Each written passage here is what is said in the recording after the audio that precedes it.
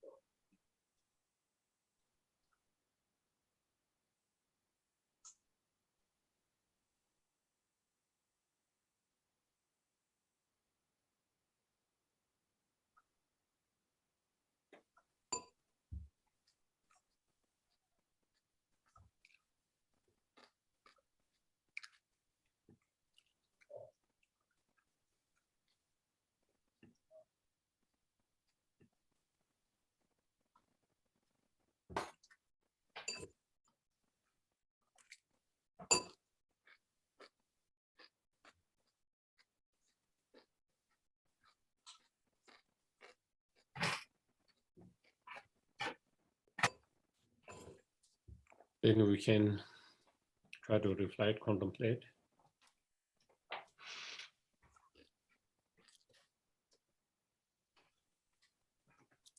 As long as we are in samsara, cyclic existence, we will never be free from all the problems, all the suffering completely.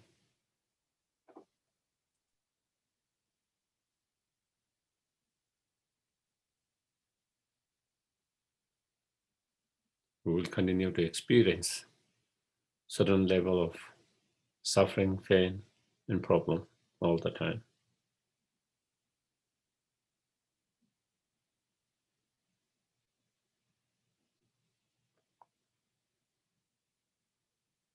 Therefore, in order to free ourselves and others completely from all the suffering, all the problems, all the pain, completely, permanently, we need to free and liberate from the samsara.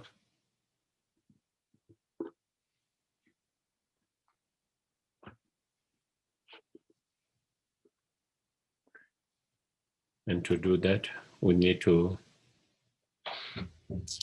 eliminate the contaminated karma or actions and the afflictive emotions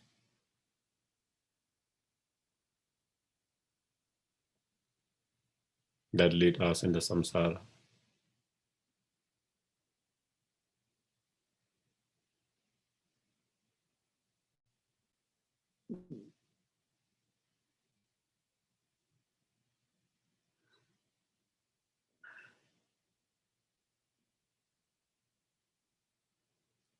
So may our coming here together become cause and conditions to reduce and overcome all the negative karma, contaminated karma, all the afflictive emotions.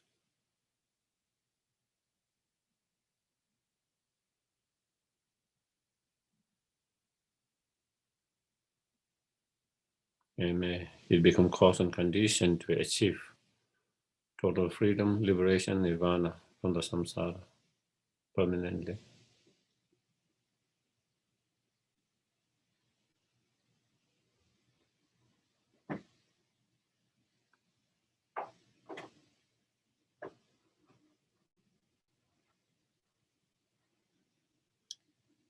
And may it become cause and conditions to actualize our highest potential, the fully awakened state, so we can be greatest help, benefit to each and every sentient beings.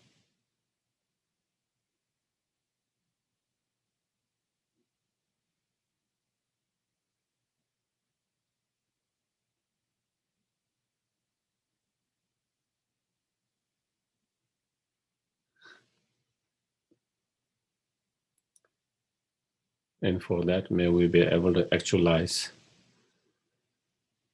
the three principal aspects of the path: renunciation, bodhicitta, and wisdom realizing emptiness as soon as possible.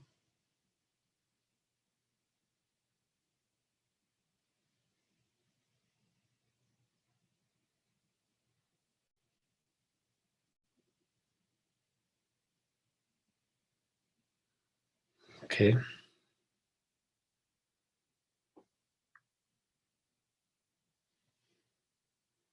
To the founder, the endowed and standard destroyer, the one gone beyond, the four destroyer, the completely perfected, fully awakened being, perfect in knowledge and its good conduct, Sukhada, know of the world, supreme guide of human beings to be tamed, teacher of God and human beings to you, the complete and fully awakened one, the endowed and standard destroyer, the glorious conqueror, the subdued from the Shakya plane, I prostrate, make offering, and go for it. To the founder, the endowed and standard destroyer, the one gone beyond, the four destroyer, the completely perfected, fully awakened being, perfect in knowledge and in good conduct, Sugha, the knower of the world, supreme guide of human beings to be tamed, teacher of God and human beings to you, the completely and fully awakened one, the endowed and standard destroyer, the glorious conqueror, the subdued from the Shakya clan, I prostrate, make offering, go for refuge. To the founder, the endowed and standard destroyer, the one gone beyond, the four destroyer, the completely perfected, fully awakened being, perfect in knowledge and it good conduct, Sugha, the knower of the world, supreme guide of human beings to be tamed, teacher of God and human beings to you, the completely and fully awakened one, the endowed and standard destroyer, the glorious conqueror, the subdued from the Shakya clan, I prostrate, make offering, and go for refuge. Sa shi vi ki chung shin me to dang re ra le shi yin de gen ba de sang ge shin do mi de o wa do gun nam da shin I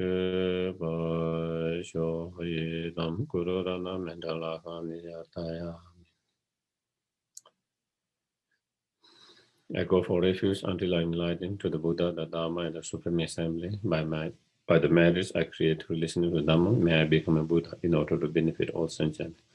Sangye Shodan Soge Sonam La Chanju Badu Taneke Dagi Choshegi Besonam Dola Penje Sangye Dola Sangye Shodan Soge Sonam Chanju Badu Taneke Dagi Choshegi Besonam Dola Penje Sangye Dola.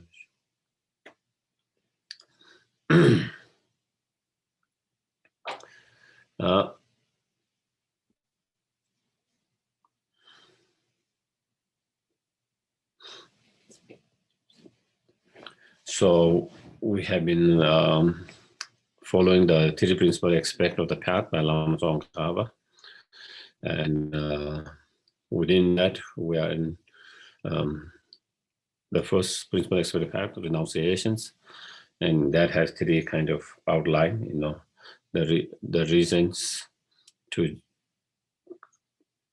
cultivate the renunciations and how to generate the renunciations, and then measurement of having generated the renunciations. And within that, then we are in the second, how to generate the renunciations. And within that, there is two sections, by meditating on precious human rebirth and impermanent in general, and especially death impermanent, then we try to overcome or reverse the attractions or attachment to the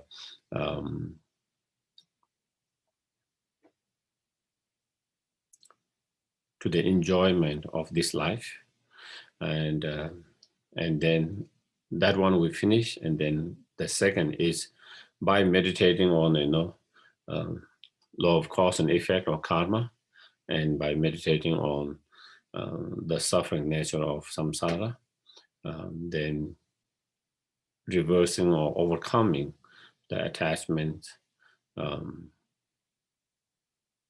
attractions to the experience of samsara in general, or the attraction to the appearance of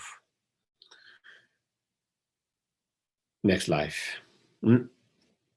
So in relation to that, then in terms of the verse, verse number 4, where it says how to generate renunciation, and then we have finished within the verse number 4. There's two verses, and first verses we finished last time, and then the second verses is, by thinking over and over again, the actions and their effect are unbetraying. So by thinking over and over, meditating, reflecting again and again on the karma, the law of cause and effect, how there is unbetraying law of cause and effect, and repeatedly contemplating the misery of cyclic existence, as well as, contemplating, meditating repeatedly over and again on the misery or suffering of cyclic existence or samsara. By doing that, then attraction to the appearance of future life will be reversed. So when we meditate on those 2 points again and again, then we will be able to reverse and overcome the attractions or attachment to the experience of future life as well. Not only the overcome the experience or of this life, but also future lives. So here the presentation of karma is sequence is slightly different. In Lamrim, it's presented within the small scope practice. Here is presented in middle scope practice, but so it is the same author, Lama Tsongkhapa, but again, the reason is to show how subtle the karma is, the subtlety of the karma, and unless we overcome the karma, contaminated karma, then we'll continue to create contaminated karma, and through that we will continue to take rebirth in the samsara. And by having taken rebirth in the samsara continuously, then we continue to experience the suffering and pain that come in samsara. So that is why. And also, in order to free from the samsara and achieve liberations,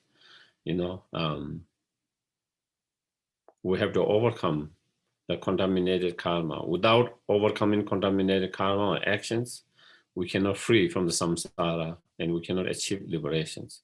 And therefore also, that is why, again, the karma play a huge role to free from the samsara, because it is the karma that tied up us in the samsara.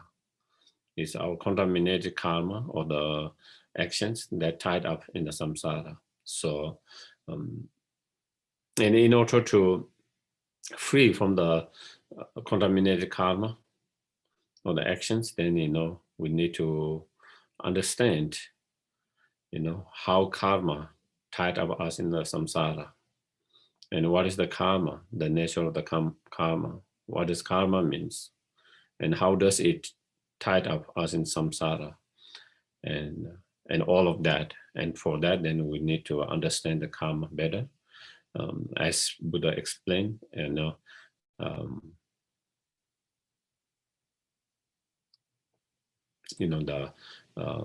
the definitive karma, how the karma increases, and how we will not experience if we have not created the action karma, and how once we have created the karma, unless it is been destroyed by through practice, through antidotes, or through some other negative emotions, then it will not get wasted. We will experience the consequence of that. So understanding all of that, so before that, I think again, last week we talked about,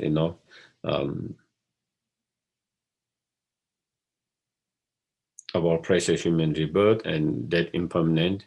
And from the Buddhist point of view, after the death, it is not like the candle that goes off. that there is no continuity of that. But no life continuity, there is a life.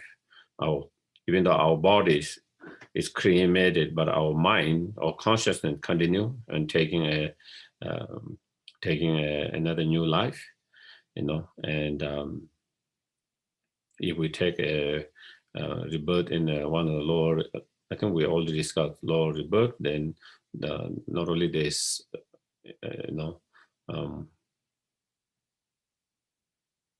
the suffering is more intense and long durations, but also the opportunity to practice Dharma is very limited, almost very difficult,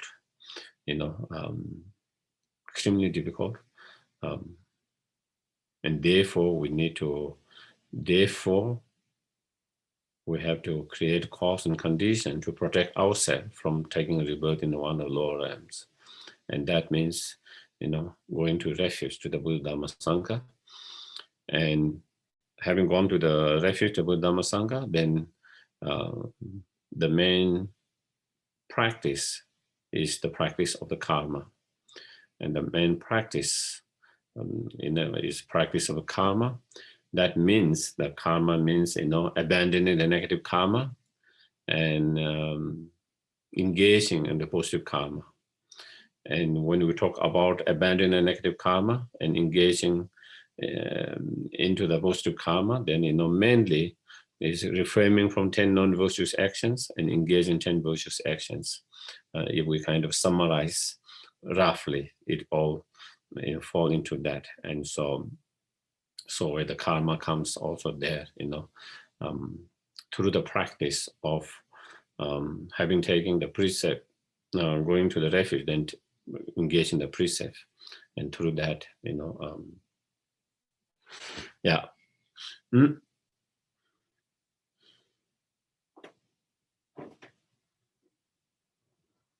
As Nagarjuna says, I think in his The Root of the Wisdom,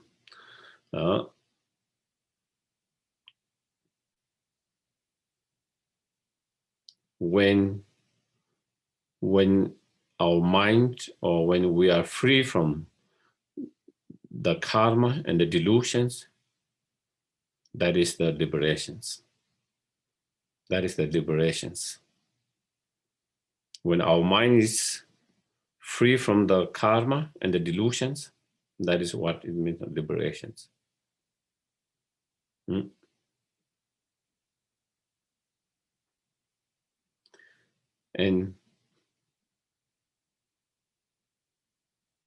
And where does that karma and the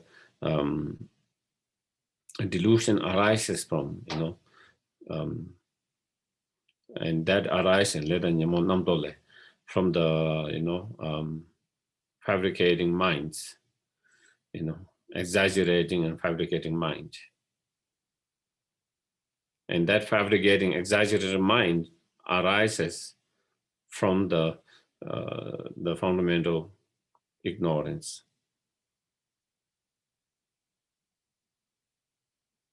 And that fundamental ignorance can be destroyed once we meditate on emptiness, and once we have the realization of emptiness by meditating on emptiness. So as he said that, as he mentioned, as that all the suffering in the samsara arises from the karma and the delusions. These are the two main causes, okay, from the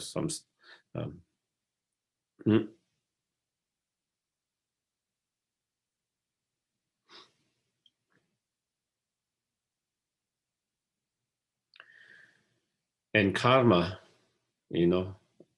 is, the law of cause and effect. It doesn't matter whether you believe in karma or not. You cannot escape from that, because that is the reality. Whether you believe in the law of gravity or not, it doesn't change the reality. Same with in present situation, let's say COVID. Whether you believe there is COVID or not, if you are exposed to certain situations, it will get you. It's not that it's not going to get you because you don't believe it.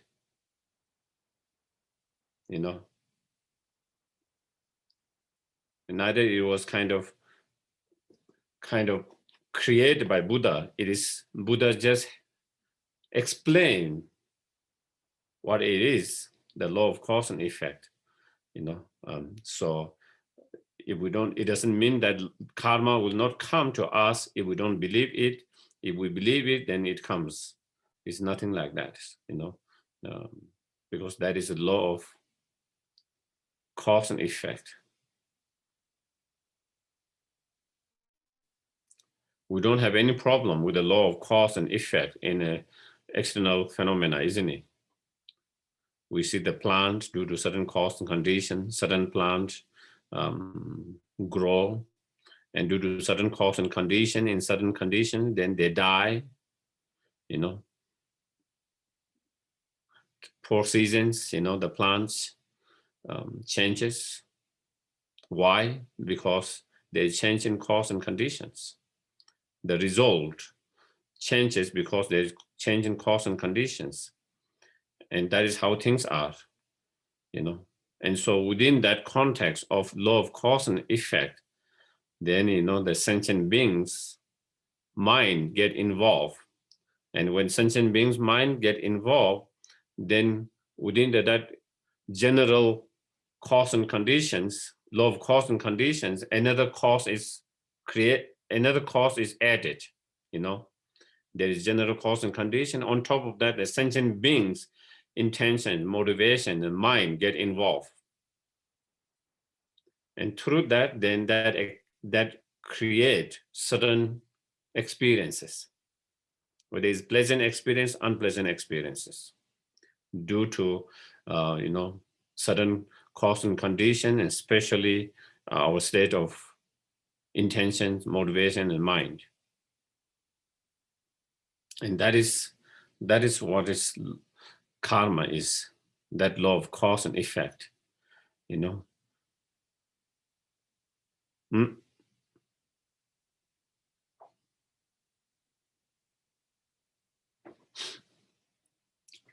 So in all the Lamrims and all the Buddha's teachings, they explain about 4 characteristic of the karma to understand. 1, the karma is definitive. What it means is, if you create negative karma, the result is going to be unpleasant, painful, not something pleasant. If you engage in a positive karma, the result is going to be unpleasant. It's not going to be unpleasant, but it's going to be pleasant when you engage in positive karma. So it's definite that positive karma lead to pleasant experience, and negative karma lead to unpleasant experience. That is definite. Yeah, are we clear? Yeah. So that is that definitive of that. It's not like if you engage in virtuous action, sometimes you experience pleasant, sometimes unpleasant experience. If you engage in those virtuous actions, the result, consequences are always going to be pleasant. If you engage in the negative karma, the result, the consequences are always going to be unpleasant one, suffering and pain. It's just like, if you put your hand in the fire, it's going to be burning. Because why? Why? Because the nature of fire is burning. It is heat.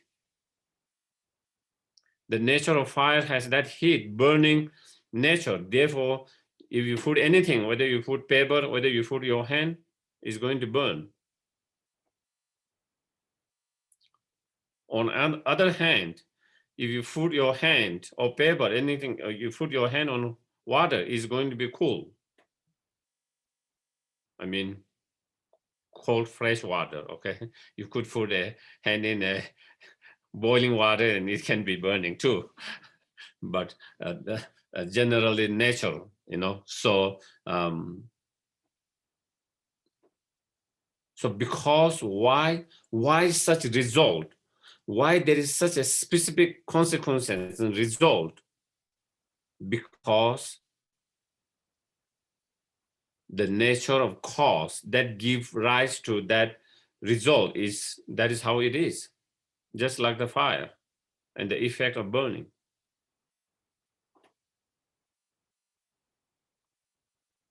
It's interesting, If I put my hand on the fire, if I get burned, you know, I might be upset with myself, not being careful, not paying attention, not being mindful. But I wouldn't be so upset with the fire being the nature of burning. Do we? Because we know the nature of fire is burning. So if we make mistake, then we say, oh, how stupid I am, you know? How come that I didn't pay attention? How come that I was not mindful for me to put myself in danger in that way? But when we experience something unpleasant in our life because of our negative karma, you know, we don't take a responsibility like that we take with the fire, isn't it?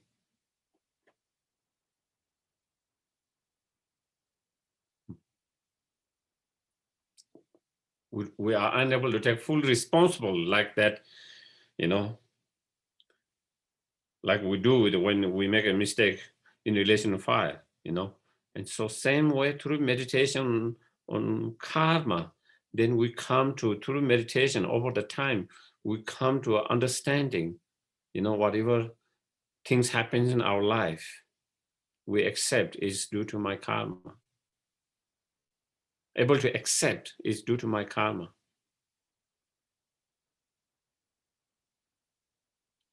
And when we are able to accept, mainly is because of our karma, then, we don't blame others so too much. And when we don't blame others too much, there's no need to get angry and upset towards others. Do you get it? At the moment, we easily get upset and angry with others. Why? Because we believe they are the main cause of whatever bad things happening in our life. Once we accept it's my own karma mainly, even though they might be playing small contribution, very small, but mainly is my own karma, then we stop blaming so much on others. If we stop blaming so much on others, then we don't need to feel so much angry and upset with others. And also, just as when we are burned because we are not mindful, careful with the fire, next time you will be very careful, more mindful. So you don't want to, because you have experienced the burn and you don't want to have that same burn. So you will be extra mindful and careful, isn't it? Same thing, then we learn to be more careful with our actions, because this is the result that I do not wish, because it is painful. And because it's coming from my karma, I have to be more careful, more mindful. So then it helps us to be more mindful, more conscientious, more careful with our actions through any of the three doors, whether it's physical actions, whether it's verbal action, whether it's mental actions, So it really helped us to, bring back once we have that really deep understanding on karma from that perspective.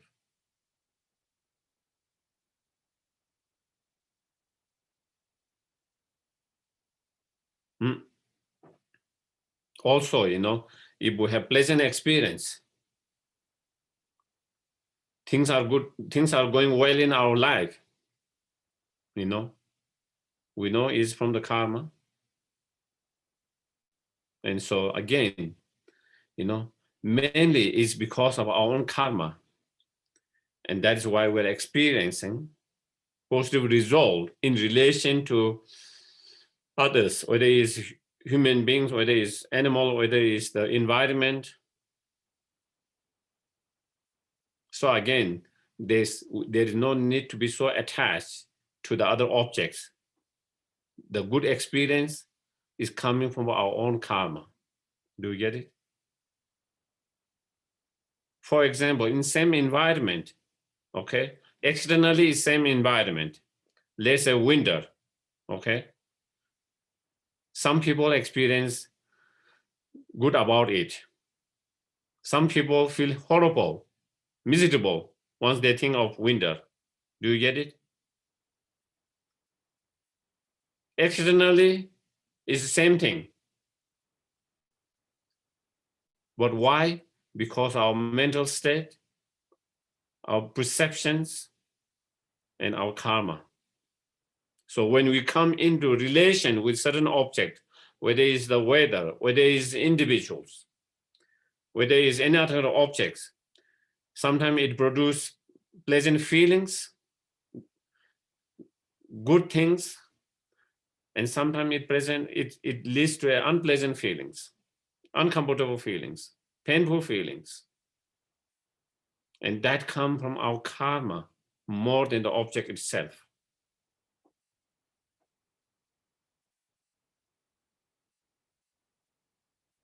Isn't it? So we can take that with anything, any object. And when you realize that, then, then we realize, all this, whatever pleasant things happening, pleasant feelings, actually it's coming from my mind, my karma, more than the object itself. So therefore, there's no need to be so, to be so strongly attached to those objects. Because if my karma is, if I have positive karma, I can be happy even without that object. I can have pleasant feeling, positive feeling, and, happy life, even without that object. But if I don't have good karma, positive karma, even I come with that same object, instead of making me happy, it can make me miserable. That we see all the time. Money makes some people happy, it makes some people miserable. Power makes some people happy, some people miserable. Relationship makes some people happy, some people miserable. And everything's in every object we can think of, So more than the object is our karma. Due to our karma, we have certain relationship. It builds certain relationship. And due to that, either it makes it miserable or either it makes it more pleasantable. Coming object, any kind of object.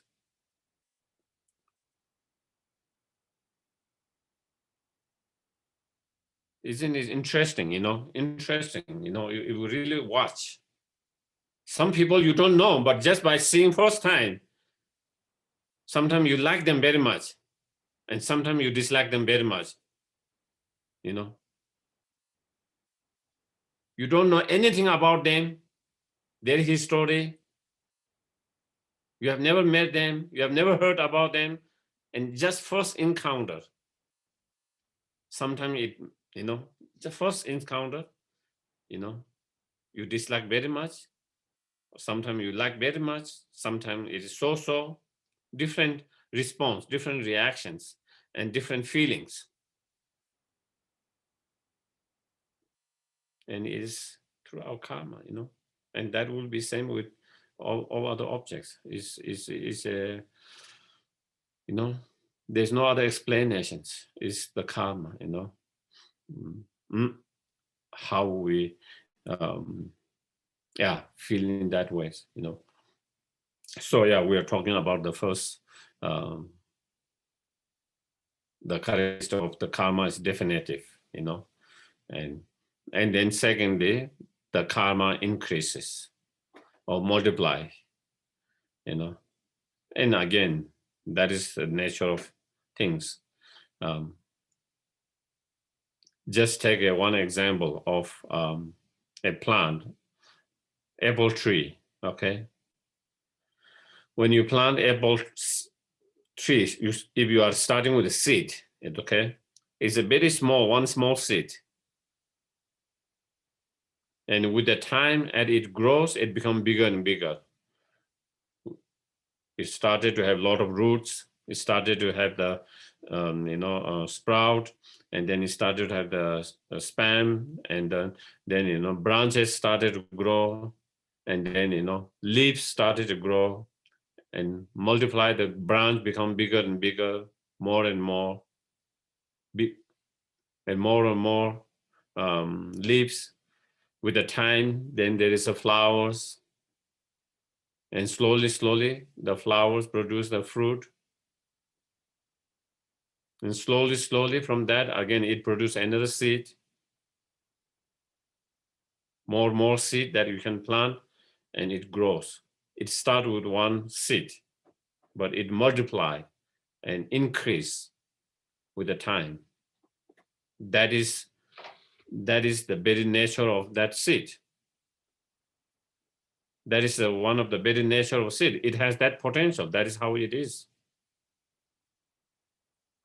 Same way, karma, whether it's positive karma or whether it's negative karma, it has same potential like that to multiply and increase, unless there is a obstacle for it to multiply and increase. For example, even the apple plant, if there is obstacle for it to grow, then it will not grow fully, maybe because it is not getting enough water. Maybe there's too much weed that's taking all the energy, and that apple seed is not getting the full energy, full waters. Or maybe there is, bugs, bug that got into the plant, so then it cannot grow. And so when there is obstacle, it cannot grow fully.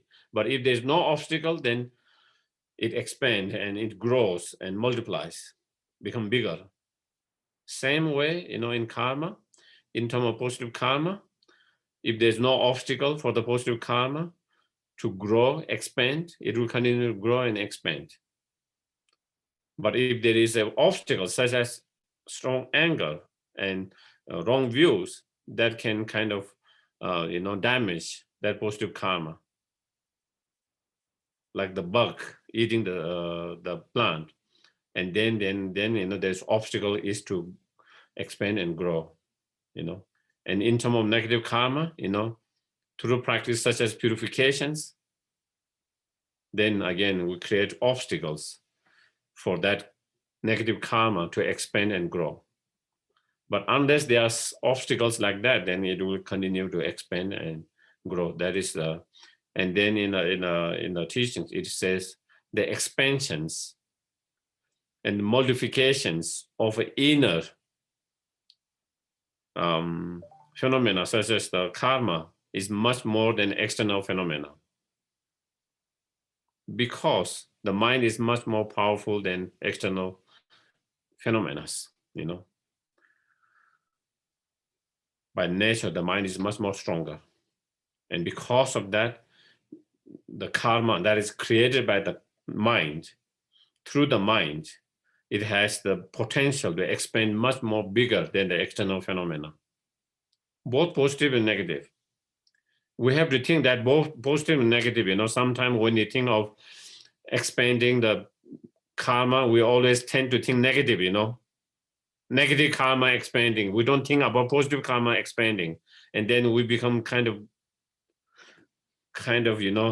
feel like doom, Do you get it? Like doom and hopeless. Because we think, oh, I've created those negative karma and it is expanding. But also we have to think it's not only negative karma, it's positive karma as well. All the karma has that ability, that potential to expand. And so therefore, also the more when we create a lot of positive karma, then we should rejoice that. It's like we have invested in the bank, the interest keep on coming. And so that also encourages us to create any tiny positive karma whenever we get opportunity.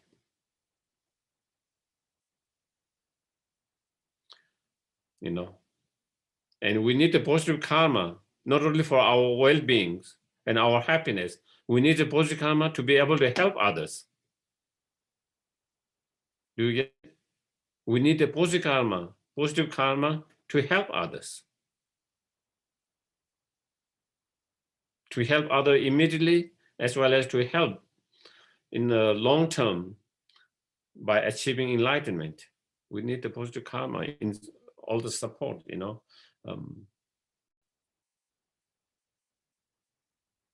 When you don't have the karma to support us, even sometimes we have the good intention to help others, we don't have the resource to help others. We have the intention, good intentions, motivations, but we don't have the resource to help them, But if we have a good positive karma, then not only we will have the intention, but we will have a resource to help. Just as when we want to help, we have the resource to be able to help others. So I think that is important, because when we talk about creating merit and positive karma, sometimes a lot of people have misunderstanding, it feels like it is being selfish. Well, to help others, we need the merit. We need the positive karma. It's sure. Mm.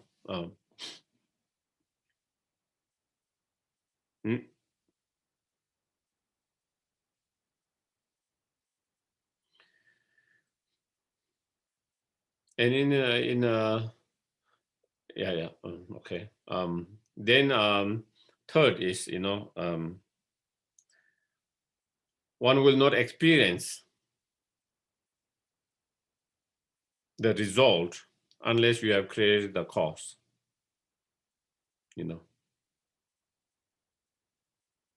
So what you sow, it comes back. What you sow, you experience the ripen of that, the result of that. What goes around comes around. So you will not experience the result unless we have created the cause.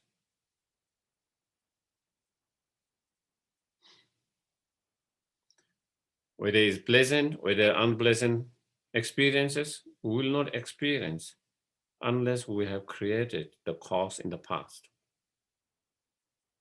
So when we understand that, once we understand that deeply, profoundly, experientially, there's no way, no space to blame others, is there? For our unpleasant feelings, our pleasant experiences in our life. Whatever unpleasant experiences that I'm experiencing, whatever difficulties, whatever challenges, whatever is because of the karma that I've created in the past.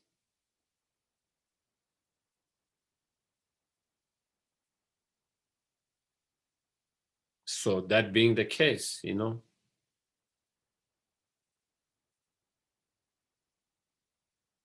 there's nothing to blame others for our experiences.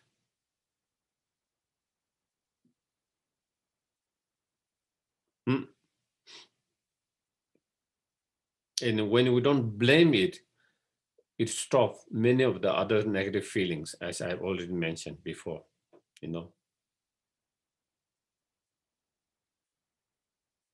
upset, angry, all of that, you know. Uh,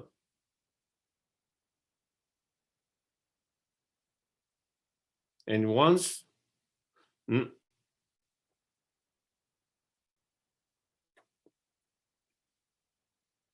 so I think in relation to the second point, ever expanding, therefore, in some of the sutras, Buddha give example, how one drop of water will fill the bucket over the time. So therefore, you cannot think that one drop of water is insignificant. Do you get it? Because with the time, with one bucket of water, you can fill the bucket, that become very significant to change, to water, plant, to cook yourself, to wash, whatever. Even though when you think just one drop, it seems very insignificant, isn't it? So that is the same thing what Buddha said, we should not think the slightest negative, whether it's negative karma, we shouldn't think is too insignificant, very small, it doesn't matter, and become careless. Do you get it? Maybe we might be more mindful if it's a big negative karma, taking someone's life, stealings. But when it's small, such as maybe lying, small lyings, or other things, we might think it's a small, it's not such a bad, isn't bad, but it's not such a bad, it's a small. But we cannot be so careless about that, because like one bucket of water feels, one drop of water feels that it can be like that. And same with positive karma. Whenever we get opportunity to create any virtues, a positive karma, even it seems very insignificant, very small, we shouldn't lose the opportunity to create it, because again, it multiply, it increase and become very significant with the time,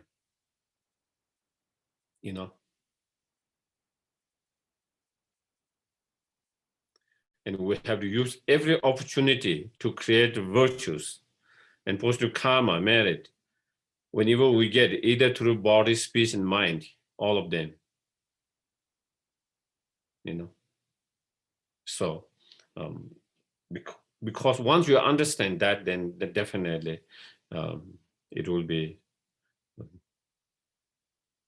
And so once we create a karma, then, because as you said, as we said, third point, you will not experience the karma that you have not experienced. And the fourth one, once you have created karma, it will not get wasted. It's only a matter of time before you experience the result of that. It might take time,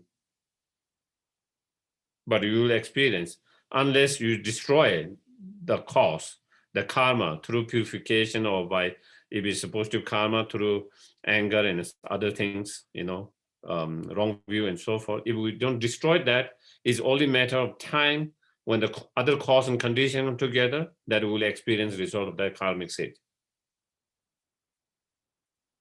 So like you have planted a seed into your garden, and it might not grow this year, but it might grow next year. Sometimes it might not grow next year, but it might grow after 3 years. Or sometimes some of them, maybe you think it is not going to grow, maybe, but after 5 years, 6 years, it started to grow, because certain conditions are not met in certain time, and at that, after 3 or 5 years, certain condition that it needed for grow all come together, and then it give rise to that, because the seed is still there, the potential is still there, the seed is still there, and not being rotten or not being destroyed. In same way, our once we have created the karma, whether it's positive or negative, it will not get wasted, and so therefore, as it says, in many teachings, and they give example, karma is like the shadow of your body, always follow you. Sometimes you see the shadow or not, but shadow is always there. And you don't see shadow because the way the light is reflected on you. Do you get it? But shadow is always there. Only thing is that sometimes you cannot see the shadow because the light is coming from certain directions. If you put that light in another direction, then you will see the shadow. And sometimes, so yeah, so karma is like the shadow which always follow, the persons, the sentient being that created that always there. Sometimes we are aware of that, just like sometimes we are able to see the shadow, sometimes we don't see, sometimes we are not unaware of that, but it's always there.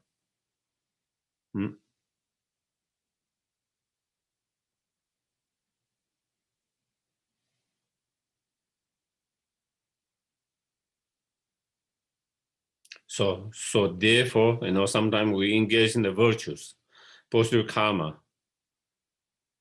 and then still sometimes we don't see positive changes in our life, and we might think, oh, my virtues, my good karma, my actions have no consequences. Well, there is consequences. It might not experience now, but you will experience future. It might not experience now, but it will experience later. So don't think that there's no consequences. Therefore, your hard work, the virtuous work, has been wasted. On the other hand, if we create negative karma, and if we don't experience consequences, whether oneself or others, don't think there's no consequences of that action because we don't see the result now. Just like the plant, some plant, they might not get the grow immediately this year, next year, but after some time it will grow. It doesn't mean that same thing.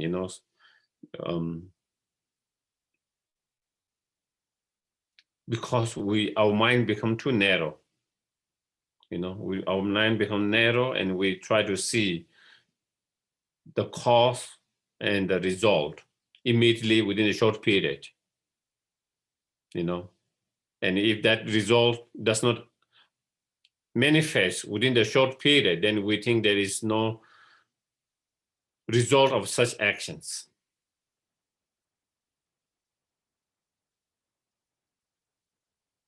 Even we don't talk from the karmic point of view, even in our worldly life, even in generally speaking,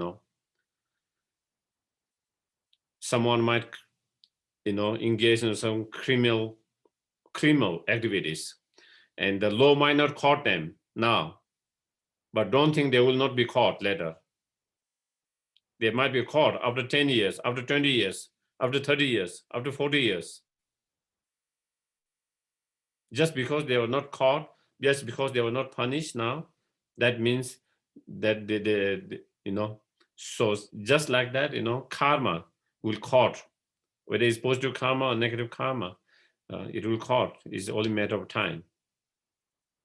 If not this life, future life. If not the next future life, after many future lives. And so I think it's important to understand that. It is important to understand that. Otherwise, we tend to take the karma too lightly.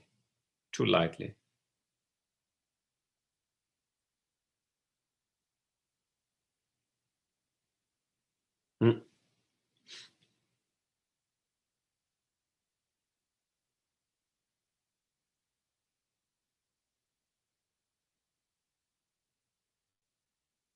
So therefore, we need to meditate, and then, meditating on how each of those karma, whether it's positive karma, negative karma, how each of those karma produce many different results, not just one result, but many different results. Each of those karma resolve kind of 4 types of results, we will not go in details, but, the ripening result, that means, positive karmas, ripening result in a higher rebirth, negative karma, ripening result in as a rebirth in the lower realms, and then similar result, even we are born as a human being next time, then, we will experience similar result for what we did to others, If I lie to someone, if I criticize someone, and next time someone criticized me, someone lied to me, that is similar result. What I did to others, it will come to back in the futures. How people will treat us, And sometimes you see, sometimes we wonder, like there's certain people, they don't know why someone is so upset with them. They don't know why someone dislikes them so much, even though they have done nothing to make them disliking, upset them. But there are some people just I said, sometimes just by first meeting, you just dislike someone. You don't know why. That is because carrying from the past, carrying from the past. And so, sometimes even with no reason, someone started dislike you. And that is because we have disliked them in the past.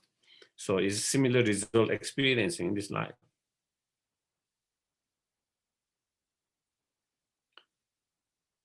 And then, fundamental, not environmental result, then, also you will be forced to be in certain environment where it's unpleasant, If it's a positive karma, then you will be in an environment which is more pleasant and helpful and good environment, without going detail with each of them.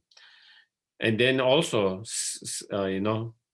if I'm very upset and angry this time, next lifetime, because of that karmic seed, I will be more upset and angry easily. If I'm more compassionate now, in the future, because of that karmic seed, I will be more compassionate, easily more compassionate in the future.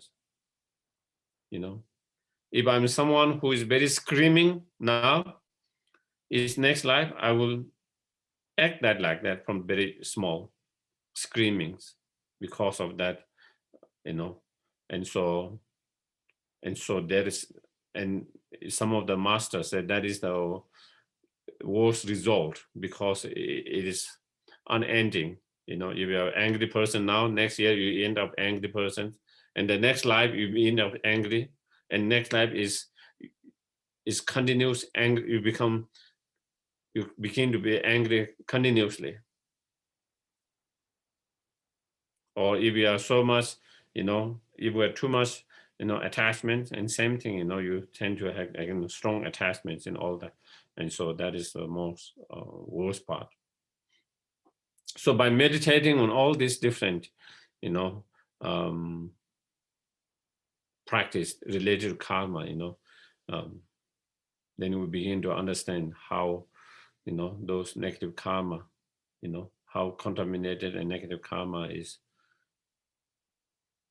so harmful, that bring all the pain and all the sufferings, all the pain, all the suffering, all the problem that we do not wish, it all coming from those karma. Once you understand that, then you develop a strong wish to free from such karma, Until then, because we don't have that understanding now, we don't try to really change our karma. We try to change the external conditions, isn't it? We try to, we will also, because we believe it's the external conditions that is making our life miserable and problems. So to fix that, We try to change the external conditions, but we don't try to change our own karma because we don't have a profound and deep understanding that it actually is our karma. If we have that deep understanding, profound understanding, realization, then you will pay more attention in your own, towards your own actions, towards your own karma, towards your own behavior. At the moment, we don't do that much, do we? Well, at least I don't do that.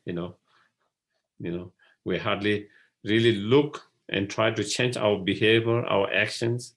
Instead, we is always trying to change our external things, because that is what we believe. That external things, conditions, is the cause for our problems. That means we have not profoundly understood the karma, on profound level.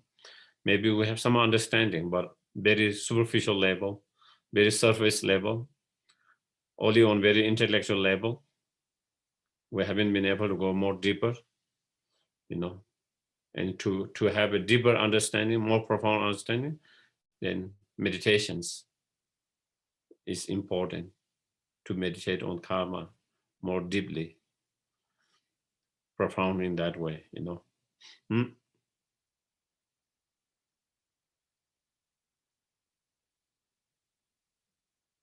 And once we have that deep understanding, that is why, you see many, even in Buddha's life story, when he was the Bodhisattva,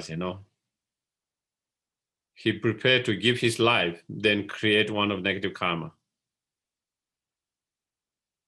because he understood so profoundly of the negative karma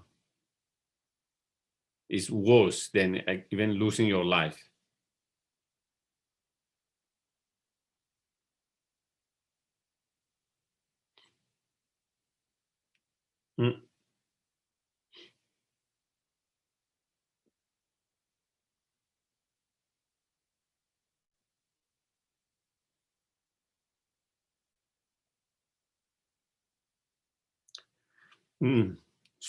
So that is meditating on karma again and again and again, again and again, until you feel you come to,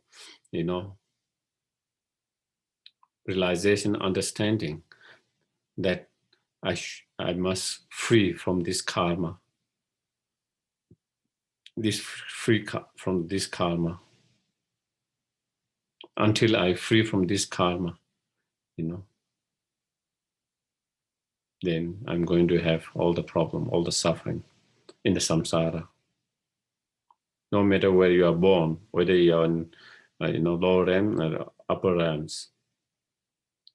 Lower realm, we spoke before, even we are born in a human beings, we all have experience. It's not easy. Human life is much more easier, less painful compared to many other life. But we know, even as a human beings, it's not easy. That we have to deal with a lot of problems, that we have to deal with a lot of sufferings. And because of that, so many people, they don't know how to deal with that. They take their own life. Some people, they don't take their life, but they have thoughts. At certain time, they wish, maybe they wish they are no more in this world, People doesn't go and take that extreme actions, which some people take, but that kind of thought arises to many people's time to time. When things go so difficult, life becomes so challenging, so difficult, and they don't know how to handle it, they become so depressed. They lose the motivation to be alive. And they wish, thought arises. That thought arises to many people's, Maybe some people, it might be just one instant of thought, one time. For some people, it's more frequent. Why you come to that kind of thought? Because in that moment, the life becomes so unbearable, so miserable, so painful, so difficult. The good things, you forget about that easily after some time. That is a good side, And so, but in that moment, you feel there is no, it's not worthless to be alive, because the suffering, the life is so difficult, or you feel so difficult in that moment. And with that, it just gives you some idea how, even as a human beings, and even not only human beings, even being in a better condition than many of the human beings, still life is not so easy. Still life is not so easy. So, you know, mm, suffering of birth, suffering of aging, suffering of, sickness, suffering from death, which we all have to experience, and the suffering of encountering things that we don't want to encounter, the suffering of not encountering and not getting what we want, you know, and the suffering of losing our life, which we don't want to lose, all of those sufferings, you know,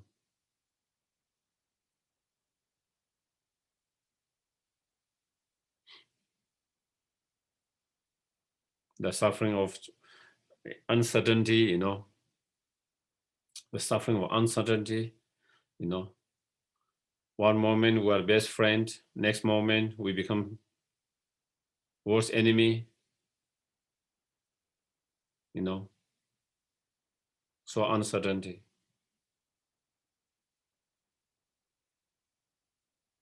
the suffering of, you know, not being satisfied, always wanting more, better, something else, isn't it? When I'm here, I want to be in Nepal. When I'm in Nepal, I want to be here. Just one example is like that, you know. When you are Taos, you want to be somewhere else. When you are somewhere else, you want to be in Taos. When you are by oceans, you want to be in mountain. When you are a mountain, you want to be in oceans.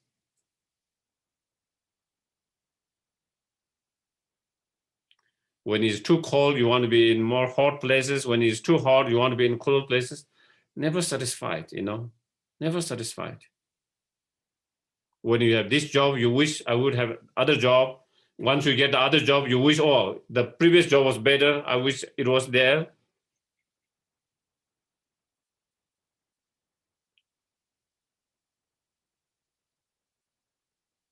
And that is how our life, no matter what we have, no matter, we always feel something missing,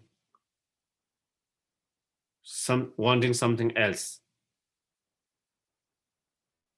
never being fully satisfied, never being fully satisfied. That is one of the biggest suffering for we human beings,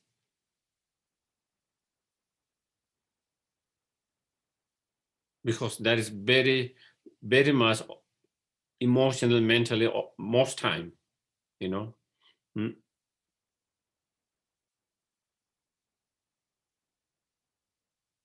And then the suffering of, you know, the suffering of being from, powerful to non-powerful, from being very famous to not famous, having good reputation to not good reputations, from being rich to poor, all of those, there is always that kind of suffering, the fear, worry, losing what you have, whatever position you have, losing of that positions, losing of all the your family's love, liking, friends, the fear that your friends, family might not like you, might not love you, you know, um, the fear that we might end up less, you know, what we have, we might lose what we have, we might not have enough. All of that,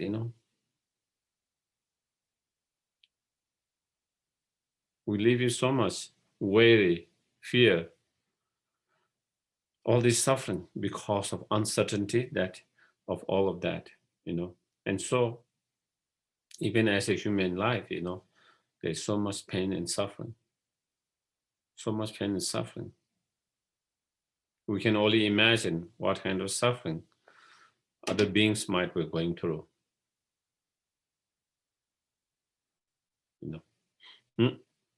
Then, as we discussed past, in terms of um, desired God realms, there is suffering. Demigod, there is suffering of constantly um, mm, constant. Mm, hmm, no, I'm not remembering the word. Title. Jealousy, constant jealousy with a god who have more, who are more, who seems to have better than them, constantly always jealousy with them, and through that jealousy, engage in a conflict, fight, and through fight, cutting, you know, beating each others. Then in terms of, that's demigod. In terms of desire god realms, again, they are constant in conflict with the demigods. And again, they have that sufferings. And then there is suffering at the time of death. There are certain signs they are dying. And then that gives them a lot of fear, a lot of pain, a lot of sufferings, Um, and then there is also sometimes they see they could taking a rebirth in lower realms. That make them even more fearful, even more wary, and then in formless god realms, even though they do not have that kind of sufferings, but again, um, because there's much more, because there's less suffering there in those formless god layers, because there is no suffering of pain like we have, no suffering of change in some of them. And then they get so distracted. And because they get so distracted, they don't practice the Dharma or engage in the virtues. They just enjoy their life. And then with that, they exhaust their previous good karma. And they exhaust the previous good karma and they don't create new positive karma. And then again, they take rebirth in the one of the lower rebirth or one of other rebirth where their suffering start again. So even though they don't have that suffering of change and suffering of pain at the moment, it's only temporary relief. But again, they have to experience again the futures. It's like someone is on the bail from the prison. Someone is on the bail, and then where they have to go again back later. They might be on the bail for 1 week, 1 month, 2 months, 3 months, but then they have to go back. So it's only temporary relief. So similarly like that. And then of course, they still have the karma. Their aggregates, still their rebirth is still under the control of the delusion and karma. So that itself is, as I mentioned before, that itself is a suffering in a sense. It's not a physical pain or even emotional pain, but basically that means you are the prisoner of your own karma and your delusions. And being the prisoner and the slave of your own karma and action, that itself is suffering. So no matter where you take rebirth in one of the 6 realms, within the samsara, then there is always suffering. Always suffering. And therefore, so then we need to meditate on that again and again and again. So then we don't get any kind of attachment to any kind of rebirth in any of the 6 realms, and any attached to any of the experience of 6 realms, And once we have that, then we really have developed a strong wish to free from not only the lower rebirth, but not only from the human sufferings and human life, but from all the samsaric life, all the samsaric experience. And then when we are able to do that, then we have a true longing for true liberation and nirvana. At the moment, we say liberation, nirvana, but it is just a word. We are still attached to samsaric things all the time. Still we want to come next life as a rich, famous, good looking, good health, all of that. Instead of thinking that, oh, I want to free from even a good looking, famous, rich, good health, no matter what, it is still samsara. It is still samsaric birth. And as long as it's samsaric rebirth, it still is full of sufferings.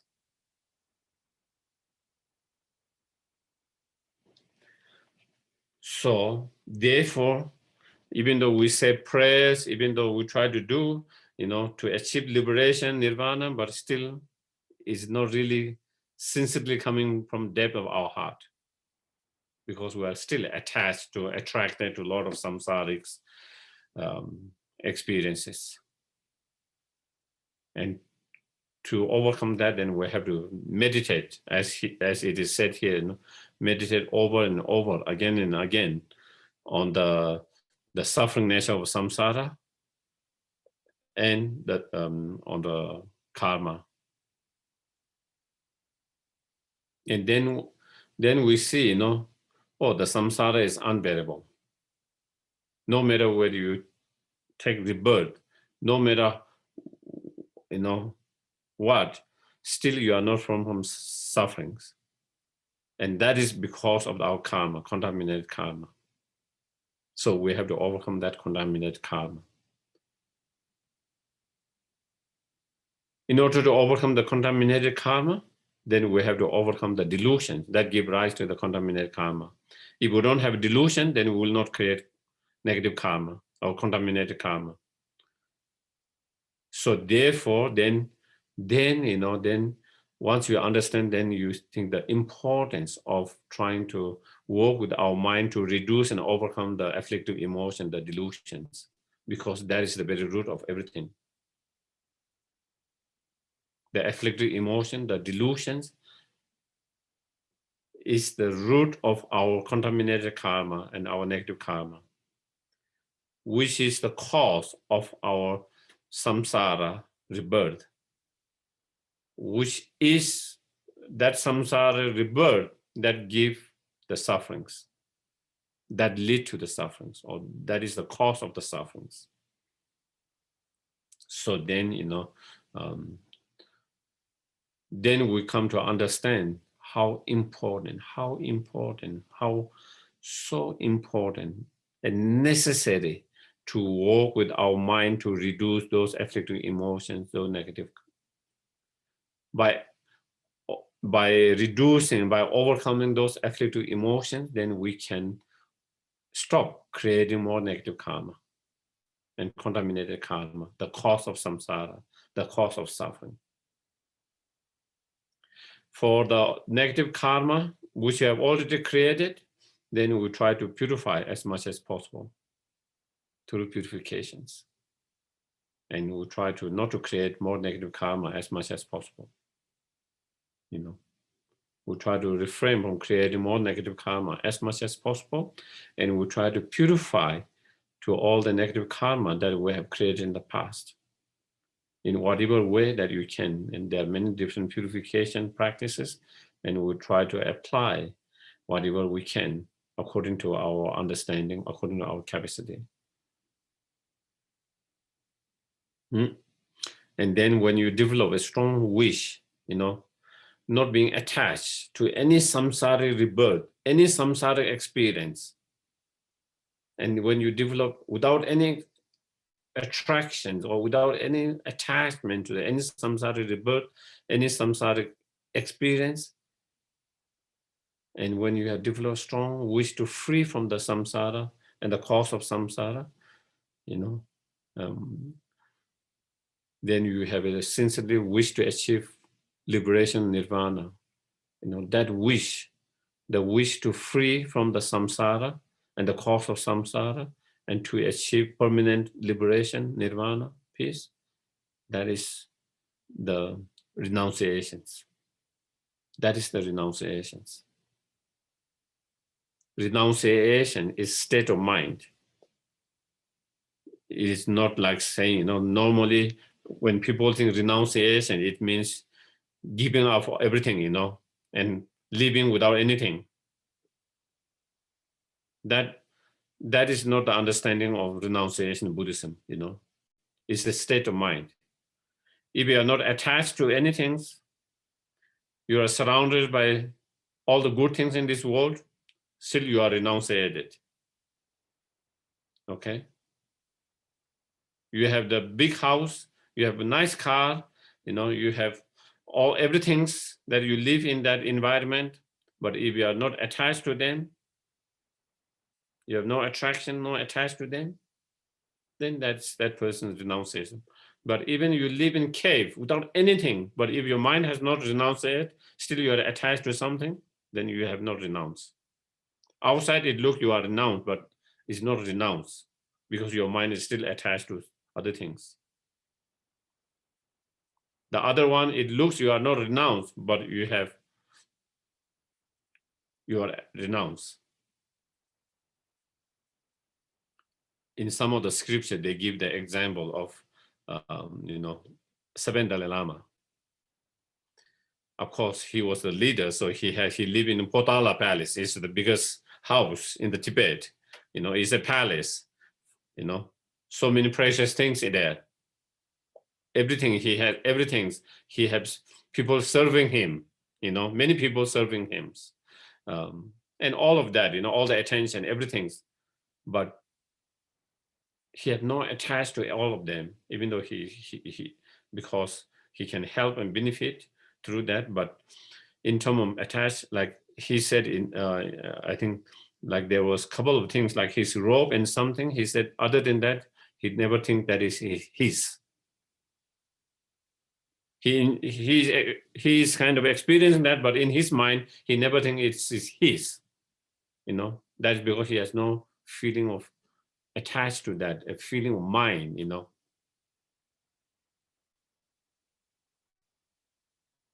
So that is example of renunciations, and we can say same with His Holiness Dalai Lama, present His Holiness Lama, compared to many others.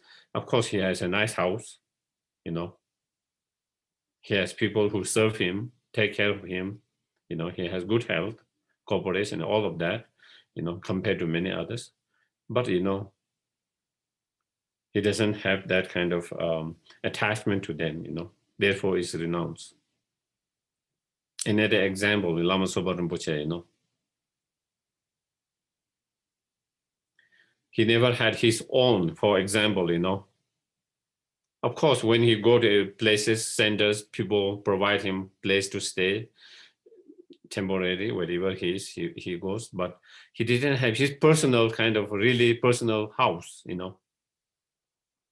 personal house. And one of the students offered him a place in Aptos in California where he can kind of feel rest and all that. Even that, he didn't keep in his name. Immediately when he was offered, he keep in the name of organizations. That just show you are not attached to that. If you're attached, it will be in your name. Even his organization names, you want to keep in your name, Here, someone is offering because he doesn't have anything, his personal. And then even that, he immediately have in a name of organizations. That is very clear signs of, renunciation, nothing attached to any of those things. So, so anyway, I think, okay.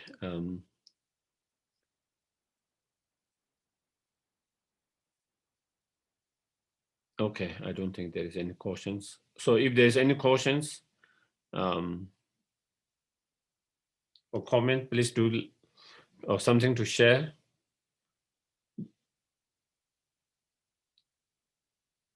If not, then we do the dedications. Otherwise, yes, Mary. Geshe, I love this teaching. So when you're in Nepal and you want to be in Santa Fe, then when you're in Santa Fe and you want to be in Nepal, like what do you do to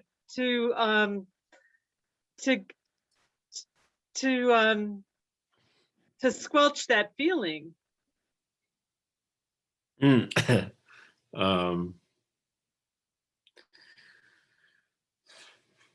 I don't know.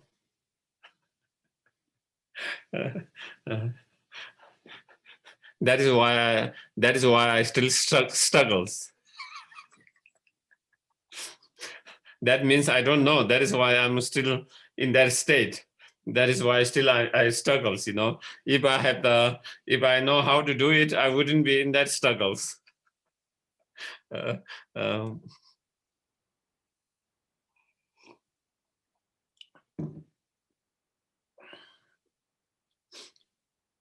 have a question. Yes, please. I just want to clarify. Mm-hmm. I think delusions refer to negative feelings. Is that correct? To be more specific or more precise, according to Buddhist psychologists, delusion is state of mind the moment it arises within the being that disturb their mind. You know. So any kind of emotion, any kind of mind, any kind of feeling, the moment it arises within the being of that person, whatever, you know, a being that is, it kind of agitate their mind, it disturb their mind, it disturb their peace, you know, calmness. Any kind of state of that is defined as a delusions. And then of course, when they divide, then there is 6 root delusions, 21 secondary delusions, you know, and within those 6 root delusions, then mainly, you know, attachment, anger, ignorance, they are the 3 poisonous, 3 root, and then from those 3, then many other delusions arise, such as, you know, kind of jealousy, you know, resentments, and you know, ill will feelings. Those are all negative. Yeah. Negative emotions. Yeah, you can say negative emotions. Those are the delusions. Yeah. Okay, thank you. Yeah. So I think anyway, I think with the I think still with the Mary's questions, you know.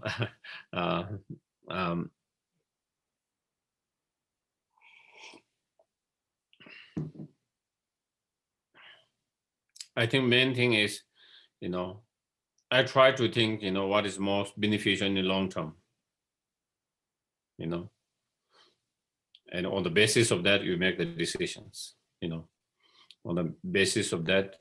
That was also the decisions that I made when I accepted to come here to be a resident teachers. You know, when I was asked to be resident teachers by TNL, they sent a request, invitations to Lama. They wrote 3 letters to Lama Sopa Rinpoche. They also wrote me, and through international office, they wrote me saying, can you consider to be a resident teachers? And my decision was what will be most beneficial in long term. And by the way, I was trying to give my mind was kind of split at that time. One mind, I wanted to do a long retreat. You know, another mind, you know, maybe it might be beneficial, helpful to come here. But still, I couldn't kind of decide, you know. It took me 6 months to actually reply and whether I'm going to accept or not accept. Even after 6 months, I couldn't make my mind, because I couldn't really see what is most beneficial in long term in these situations. And some situation you can see, and I make decision based on that. But in this situation, so it happened. Lama Soba Rinpoche came in Kopan, and then I decided, I will ask him, and whatever he said, I will just follow him. So I went to see, and then I expressed, about my mind being split and not being able to come to any kind of conclusions. And Rinpoche did some observations, some more, and and Rinpoche said there is obstacle to do to do the retreat, but it comes out very good to go to the to accept as a resident teacher in Santa Fe and to go there, Santa Fe and house. And so that is how I made the decisions in coming. So yeah, I think basically you try to, even though I know I'm kind of, I give that example, but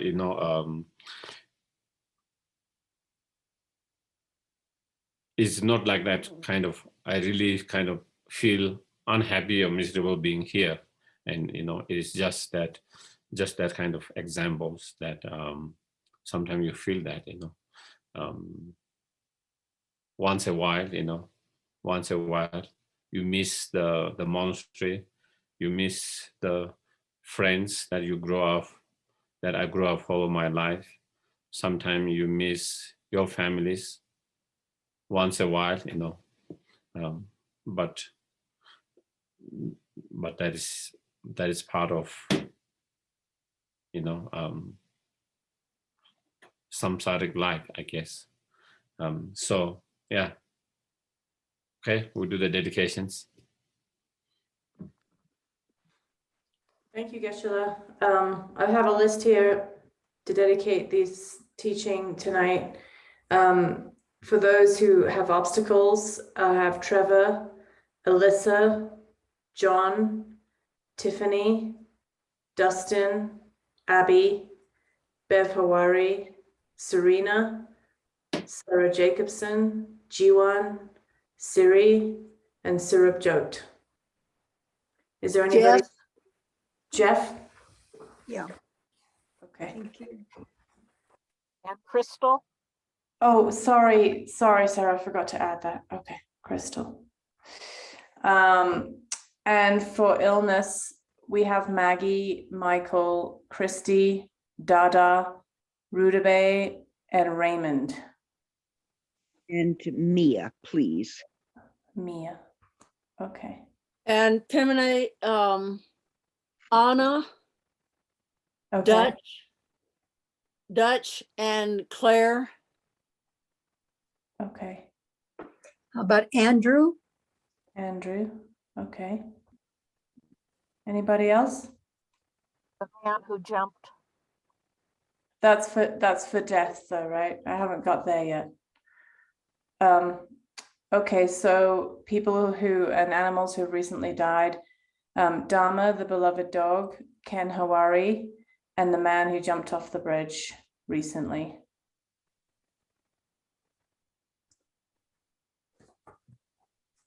A spider, please. Spider.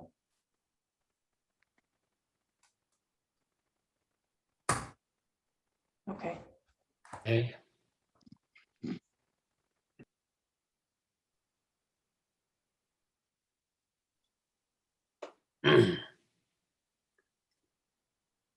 Yawadi nyodo da lama sangke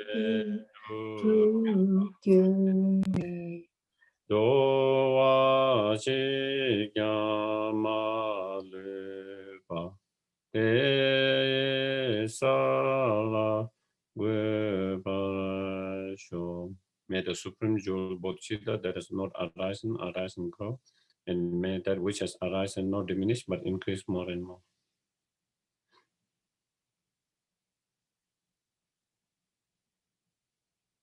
Ji den kan de den de ma lu.